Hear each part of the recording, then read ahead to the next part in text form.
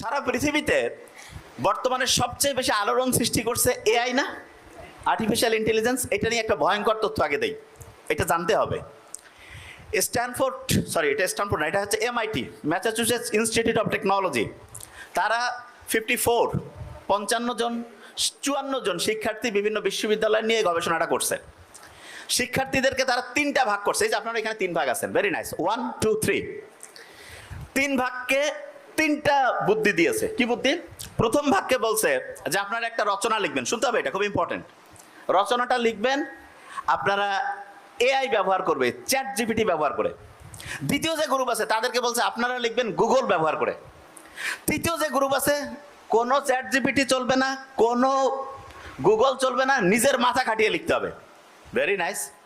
3 গ্রুপেই আলাদা আলাদা আলাদা করে হচ্ছে রচনা লিখলো। এই রচনা লেখার পরে ব্রেইনের ক্যাপাসিটি কার কিরকম হইলো সেটা দেখার জন্য কিন্তু একরকম মেশিন আছে, সেখানে EEG বলে একটা টেস্ট হয়, ইলেকট্রোএনসেফালোগ্রাম। হার্টের অবস্থা দেখার জন্য ECG করি না, এরকম ব্রেইনের অবস্থা দেখার জন্য EEG দেখা হয়। এইটা দিয়ে তারা ব্রেইনের অ্যাক্টিভিটিগুলো দেখলো। এবং খুব ভয়ঙ্কর যে জিনিসটা, এই 3টা গ্রুপের মধ্যে সবচাইতে ক্ষতিগ্রস্ত অবস্থায় যাদের গ্রুপের ব্রেইনটা পেয়েছে, সবচেয়ে ক্ষতিগ্রস্ত সেটা হচ্ছে যারা চ্যাট জিপিটি ব্যবহার করছে।